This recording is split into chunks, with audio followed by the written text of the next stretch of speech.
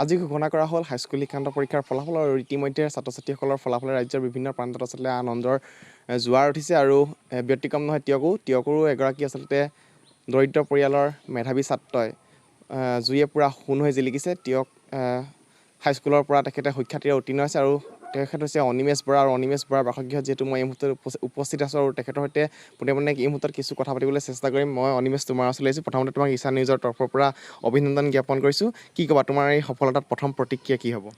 প্ৰথমে মই ধন্যবাদ জ্ঞাপন কৰিছোঁ ঈশান নিউজৰ সকলো কৰ্মকৰ্তাক। আজি এই পবিত্ৰ মোৰ কাৰণে যি পবিত্ৰ এই দিনত আজি বহু সুখ্যাতিৰে মই ভাবিছোঁ পাছ কৰিছোঁ। এই সুখ্যাতি অৰ্জনত মোক মা দেউতাৰ লগতে শিক্ষক শিক্ষয়িত্ৰীয়ে যথেষ্ট অনুপ্ৰাণিত কৰিছে। এইদৰে আৰু মই তোমাৰ কেনেদৰে পঢ়া শুনা কেনেদৰে দৈনিক কেনেদৰে পঢ়া শুনা কৰিছিলা? মই দৈনিক 10-12 ঘণ্টা পঢ়িছিলোঁ। এনেদৰে মই দৈনিক অব্যাহত ৰাখিছিলোঁ পঢ়া শুনা। সৰ্বমুঠ কিমান নম্বৰ লাভ কৰিছা তুমি? মই সৰ্বমুঠ 563 নম্বৰ লাভ কৰিছোঁ। পাৰ্চেণ্টেজ 93.83%। আচলতে তোমাৰ ভৱিষ্যত পৰিকল্পনা কি আছে? ইয়াৰ পাছত ভৱিষ্যত পৰিকল্পনা কি আছে বা কোনটো শাখাত তুমি অধ্যয়ন কৰিবা পৰৱৰ্তী সময়ত?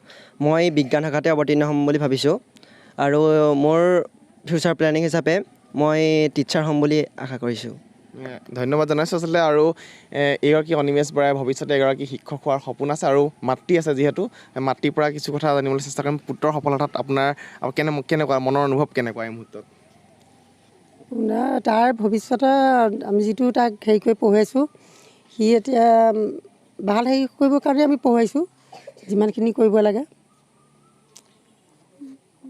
ধন্যবাদ জনাইছোঁ আচলতে এয়া মাতৃ মন্তব্য। আৰু যিখন বিদ্যালয়ৰ পৰা অনিমেষ বৰাই আচলতে সুখ্যাতিৰে উত্তীৰ্ণ হৈছে সেইখন বিদ্যালয়ৰ এগৰাকী শিক্ষয়িত্ৰী আছে। মই বাইদেউ আপোনাৰ ওচৰলৈ আহিছোঁ। কি ক'ব? আপোনাৰ একালৰ ছাত্ৰই আচলতে আজি সফলতা লাভ কৰিছে, হাইস্কুল শিক্ষান্ত পৰীক্ষাত সুখ্যাতিৰে উত্তীৰ্ণ হৈছে, কি ক'ব?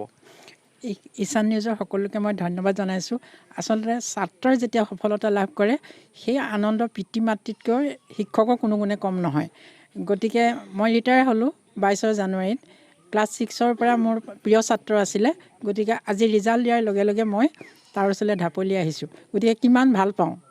আৰু আচলতে অনিমেষৰ গাত সৰ্বাত্মক সকলো গুণেৰে বিভূষিত ই।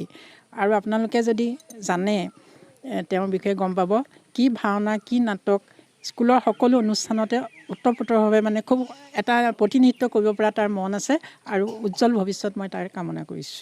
যিহেতু ঘৰতকৈ আচলতে স্কুলত বেছি সময় আচলতে ছাত্ৰ ছাত্ৰীসকলে কটায়, এই ক্ষেত্ৰত অনিমেষ কেনেকুৱা? কিবা দুষ্টামি কৰে নেকি স্কুলত? অনিমেষৰ ল'ৰা হিচাপে কিছু দুষ্ট থাকে, কিন্তু সেইটো ধ্বংসাত্মক নহয়। সৃষ্টিশীল কামতহে সি ব্যস্ত থাকে। ধন্যবাদ জনাইছোঁ। আচলতে দুষ্টামি কৰে অনিমেষেও, কিন্তু ধ্বংসাত্মক কাৰ্যসূচীত জড়িত নহয়। আচলতে সৃষ্টিশীল কৰ্মত তেওঁ দুষ্টামি আছে।